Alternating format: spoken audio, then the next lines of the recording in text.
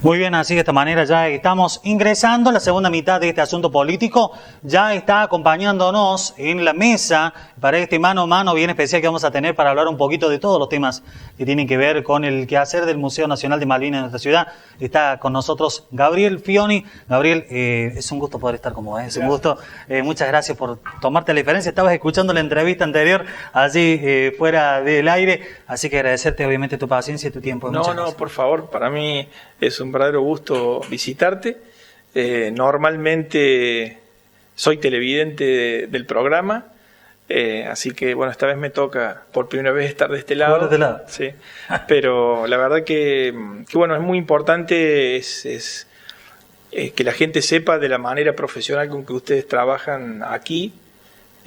Uno por allí desde el otro lado del TV no lo sabe, pero estando aquí, conociéndolos a ustedes, puede apreciar de la manera en que trabajan, en que se mueven, en que investigan. Y eso creo que es importante resaltarlo porque en realidad ustedes, como lo somos las instituciones, también son parte de la comunidad y tienen su tarea, su profesión, y creo que eso le hace bien a la ciudad, ¿no? Claro. Quería meterme en tema porque hace poco más de un mes, si no me calculo, todos los olivenses, no digo que amanecíamos, porque ya era bien entrada la mañana, nos amanecíamos con una realidad con respecto a que habían encontrado el soldado 113, si no me equivoco en la nomenclatura del número, reconocido, o por lo menos identificado, que era de nuestra ciudad.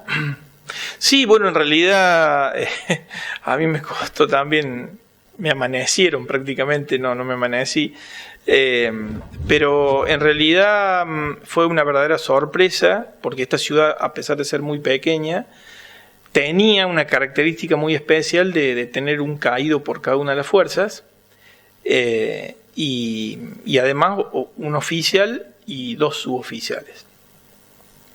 Y eso nos hizo como museo bastante fuertes en el pedido a las fuerzas, en el pedido con el Estado, porque la ciudad tenía un justificativo del ser con respecto al museo. Bien.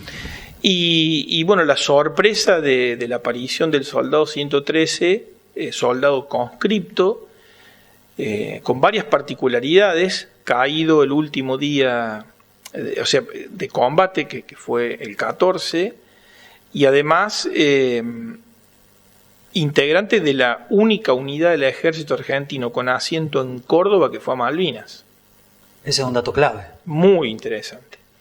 Entonces, y a la postre nacido en la ciudad de Oliva, sede del hoy conocido Museo Nacional de Malvinas. Entonces, bueno, eso fue también muy interesante porque hay mucha gente que conoce nuestro trabajo y por eso la comunicación inmediata con nosotros, los medios de comunicación, que no hace falta que te lo diga, pero querían que ratificáramos, que confirmáramos, y bueno, yo en realidad le dije que por una cuestión de sentido común y de respeto no podíamos confirmar lo que no conocíamos, y que lo único que podía confirmar eso, que era solo una versión hasta ese momento, era un acta de nacimiento que al día siguiente podíamos verificar en la municipalidad.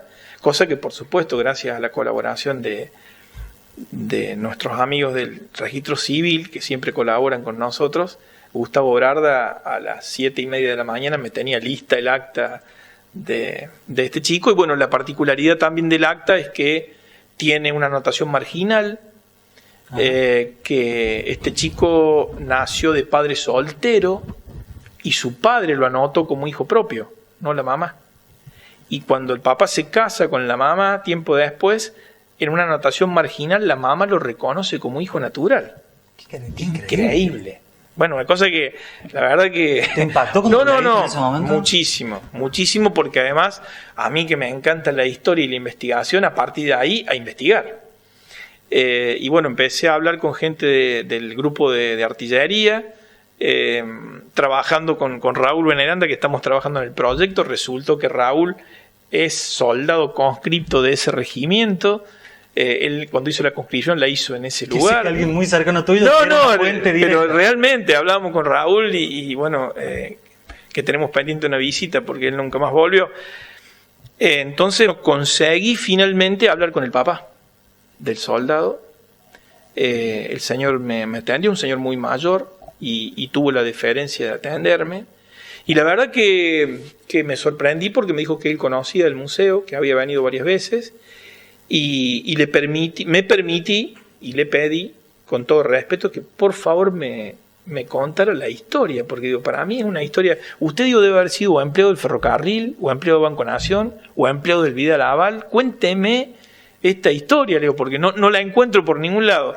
Y más en ese momento, Gabriel, que es un momento tan caro para la situación me imagino, de ese padre, tomarse el momento y cortarte parte de la historia que enriquece el acervo del museo, ¿no? Bueno, me dice, no me explique nada que yo conozco, así que quédese tranquilo, escúcheme. Así que el hombre se tomó el tiempo, porque conozco el tema, un momento muy especial, la hermana estaba en el médico, su esposa había fallecido, que es nacida aquí en Oliva. Bueno, una serie de cuestiones que son para esos momentos muy especiales. Y el hombre se tomó el espacio, el tiempo para comentarme toda su historia, que él era delegado de FATRE y que vino a trabajar a la ciudad, a la cooperativa agrícola, que tenía grandes amigos aquí en la ciudad, que había conocido a la que después sería su esposa, que quedó embarazada, y que después de un tiempo, cuando ya este chico tenía 6 años, había migrado a Córdoba y él hizo su jardín de infantes y primaria en Córdoba, y luego definitivamente se instalaron en Lanús, en donde a él, ¿qué ocurrió? Porque él fue como soldado cordobés. Es porque en realidad nunca hizo el cambio de domicilio. Entonces, al producirse el sorteo de la conscripción, a él lo sortean como si hubiera estado viviendo en Córdoba, no en Buenos Aires. Es decir, con ese cambio de domicilio sería totalmente distinta la historia. Su historia hubiera sido totalmente distinta. O sea, es apasionante, ¿no? Investigar todas estas cosas a mí me apasiona. Porque son detalles que en definitiva van a quedar para la posteridad, y bueno, inmediatamente accionamos para que el Consejo Deliberante lo declarara héroe con Jorge Suárez de la Escuela Belgrano. En definitiva, cuando empecé a investigar ese tema, nos dimos cuenta que a los últimos olivenses que detectamos como veteranos de Malvinas, Imbracuglio y Ferrero, no los habíamos declarado héroes tampoco.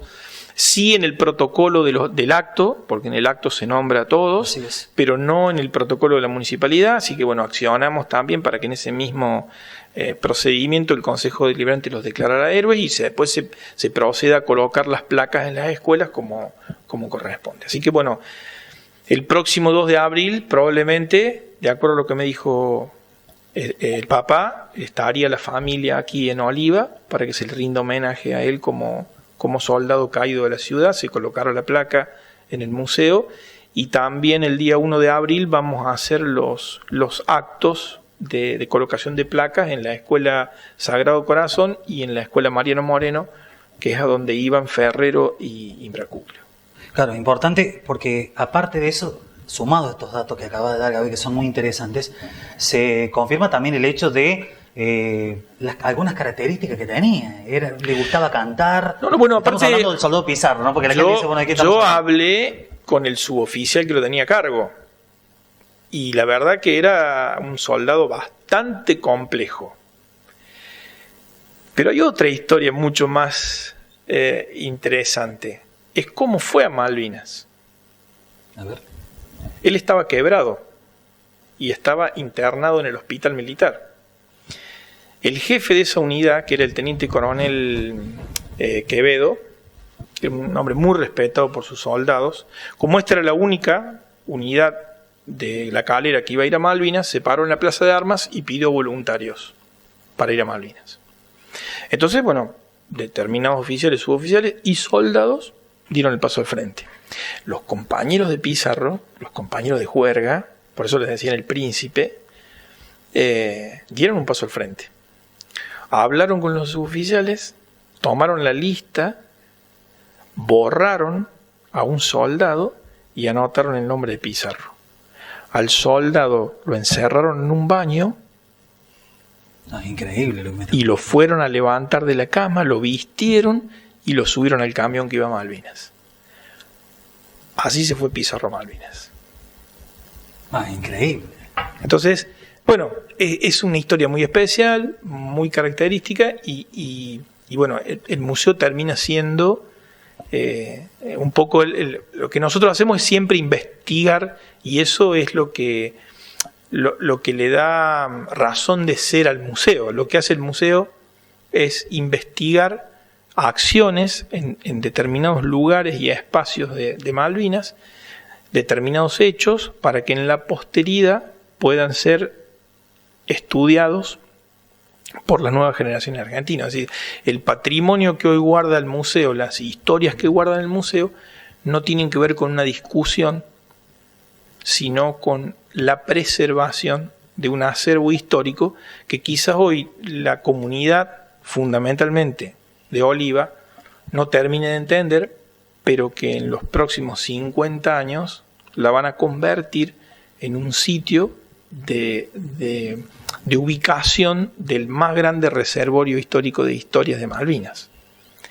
Entonces, no lo vamos a ver nosotros, siempre hablamos con la gente de la comisión y me gusta decirles que nosotros somos constructores, no administradores. Y el constructor sufre la obra, no la disfruta. Entonces, nuestra tarea es construir y por lo tanto sufrir. Sufrir significa que te van a criticar, que te vas a enojar, que no te va a alcanzar la plata, que te va a pelear con el intendente. Bueno, toda una serie de cuestiones que hacen para que la obra se construya. Después de esta generación de constructores va a venir la generación de administradores. Y ellos sí van a disfrutar de la obra y de todo nuestro sacrificio. Pero bueno, es así, se lo digo también a mis hijas, pero bueno, alguien lo tiene que hacer y por eso, digamos, esto es como una tarea que es difícil de explicar, que hay que ponerse las anteojeras y un objetivo delante y darle, porque bueno, ahora por ejemplo estamos en la búsqueda de las etiquetas de cigarrillo de los años 80 y ya hemos recuperado todas las etiquetas con cigarrillos y todas las cajas de fósforos con fósforos que se llevaron a Malvinas. Qué detalles. Tarros de leche nido, tarros de salchichas en caja, latas, pasta dental, Gillette, máquina de afeitar, pasta dental. ¿Y todo esto va formando parte de un área específica dentro del museo? Pero nosotros lo que estamos haciendo ahora es la búsqueda, la identificación de elementos, digamos, porque ropa, detalles. Por ejemplo, el ejército argentino usó 16 modelos de borceguíes distintos en Malvinas. ¿Tantos? Y el museo tiene los 16 modelos preservados. ¿Me explico? Y es ¿cómo sabes? Porque se investigan las suelas, los cordones, las ataduras, el tipo de cuero, si está cosido, si está pegado, si está clavado, las distintas marcas, y todo eso en base a fotografías. Se investiga, se habla porque normalmente el protagonista es muy difícil que te identifique qué borceguía usaba. Claro, sí, mira, eran de cuero y negro. Y es todo lo que te va a decir. Está terminando una administración, Anolio, está terminando una época. Uh-huh. Que después la historia lo jugará, le pondrá entre comillas una etiqueta, ¿no? Uh-huh. Hablando de etiquetas, ¿no? Sí. Le pondrá la etiqueta positiva y negativa con una lectura particular o institucional. ¿Cómo es la lectura de esta gestión? Teniendo en cuenta la institución, ¿no? ¿De Oscar Tamis? De Oscar Tamis. Con el museo, con la institución. Pero no tengo dudas. Nosotros con Oscar Tamis hemos discutido muchísimo. Con Oscar hemos tenido discusiones en su escritorio, no por la calle, No, claramente. A mí por los medios de prensa nunca me ha gustado discutir cosas, porque uno representa una institución que se nutre de la afuera. Y sobre todo esto. Y bueno, hay que tener una conducta determinada.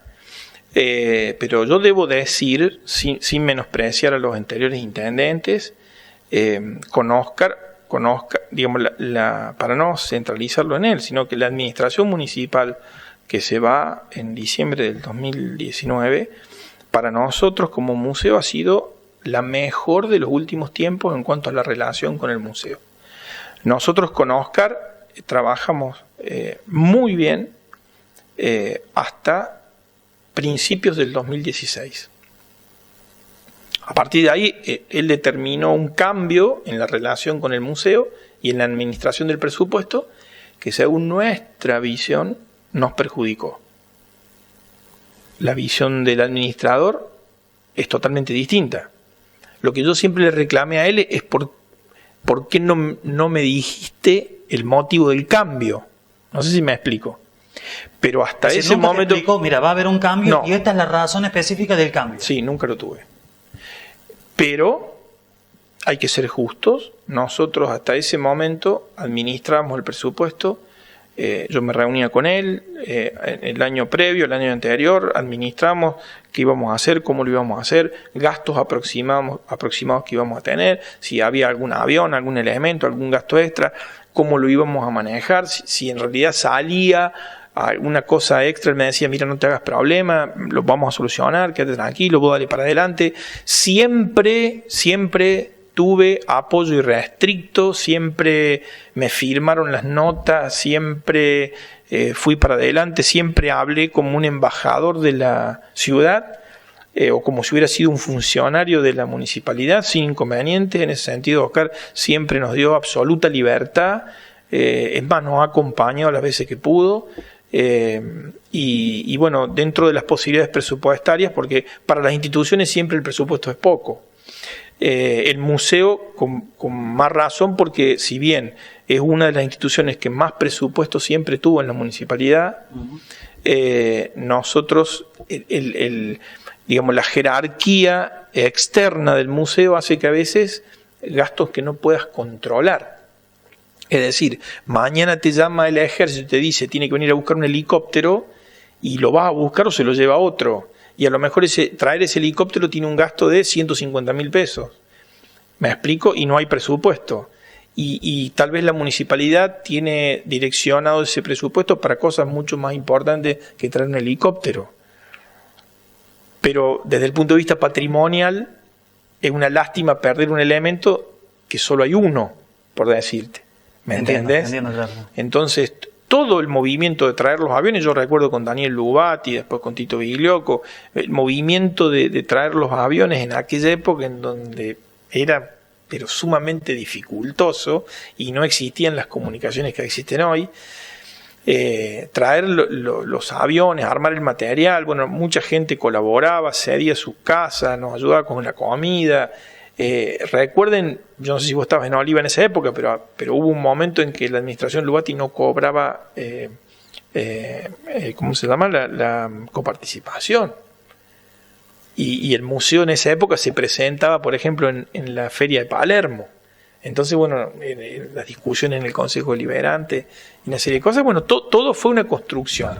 Y es difícil que aquel que no tiene el proyecto en la cabeza, o el que lo tiene, es difícil explicarlo, que te interpreten, porque lo primero que dice, este tipo está loco. Ahora, el tema básicamente pasó por un tema presupuestario, no hubo un tema de diferencia ideológica, no hay en absoluto. Solamente presupuestario. Siempre. Que nosotros no es que estuvimos en desacuerdo con eso, todo lo contrario. En absoluto, porque la ciudad tiene quizá muchas prioridades distintas y que son prioridades con respecto al museo.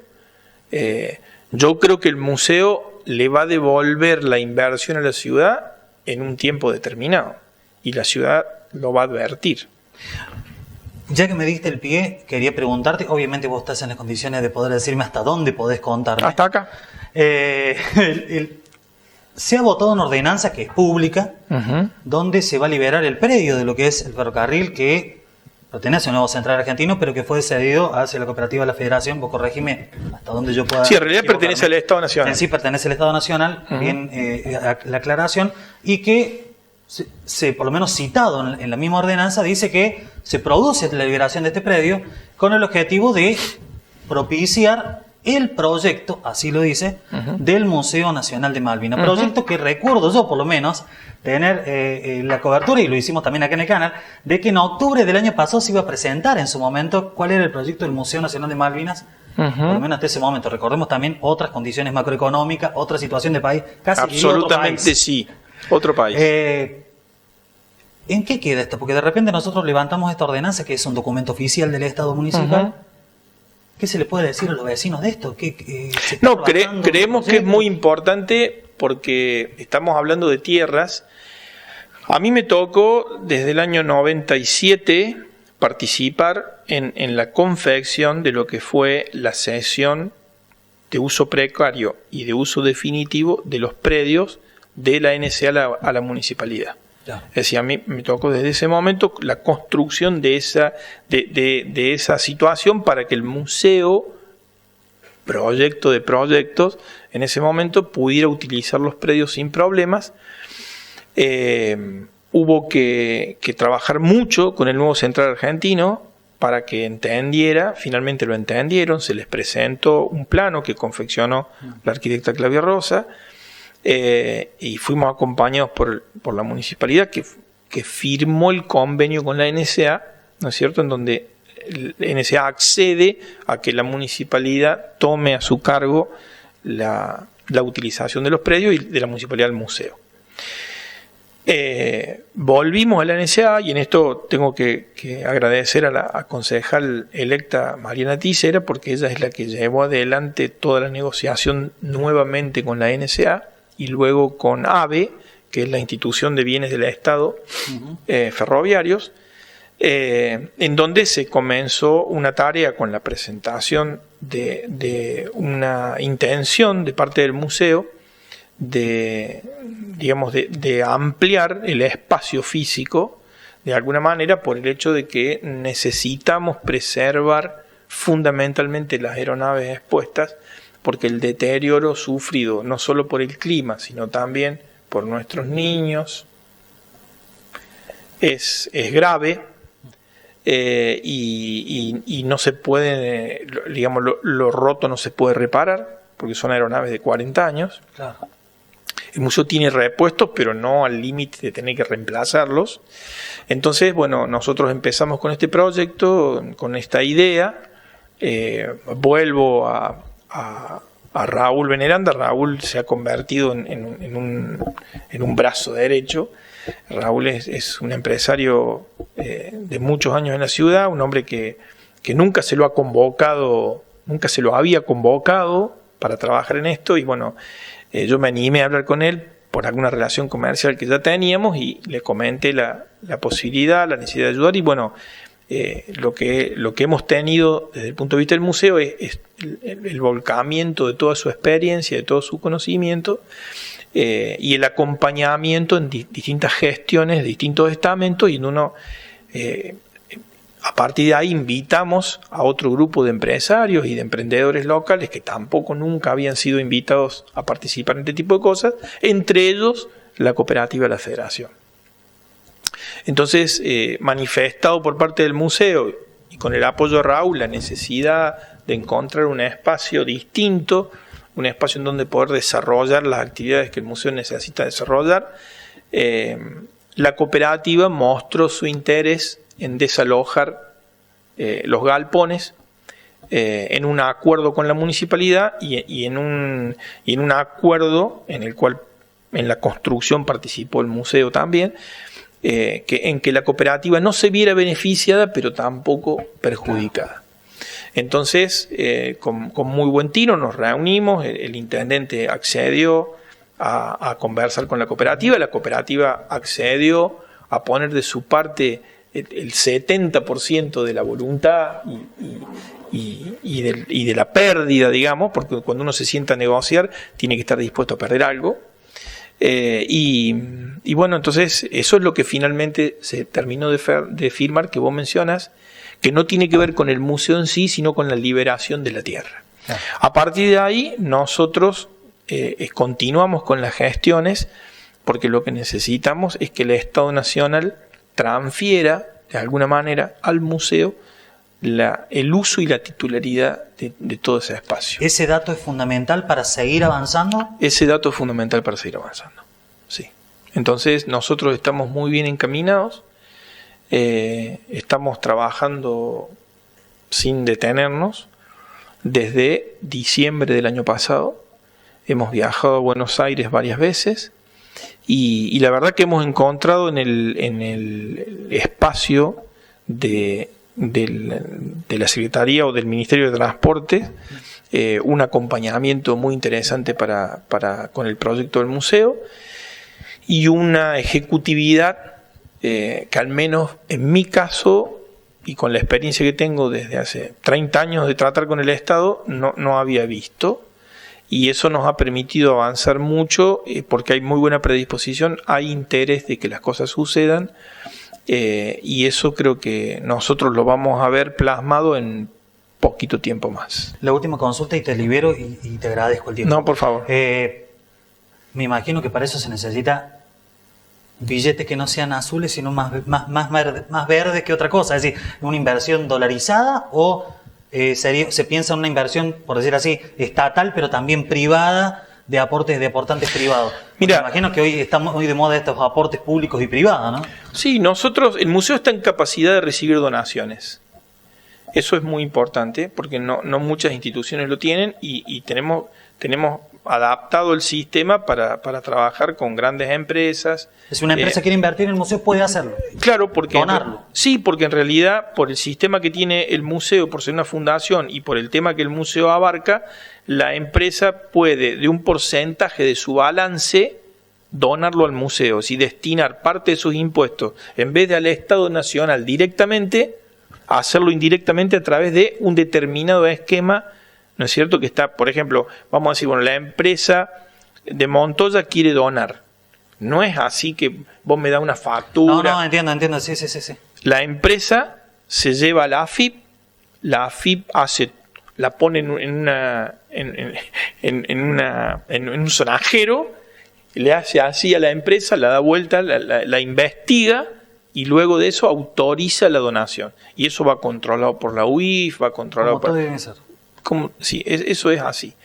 Entonces, lo que nosotros necesitamos hacer es cumplir, demostrar que somos serios y que el proyecto en el cual estamos encaminados vale la pena para que la empresa haga su aporte. Es decir, que lo que vamos a buscar nosotros es que la empresa sea quien venga a vernos y diga yo quiero estar en ese proyecto. Al revés, claro, de lo que nosotros entendemos. Claro. Eso es lo que estamos trabajando y bueno, por eso digo que tenemos que ser muy serios, muy responsables, muy disciplinados.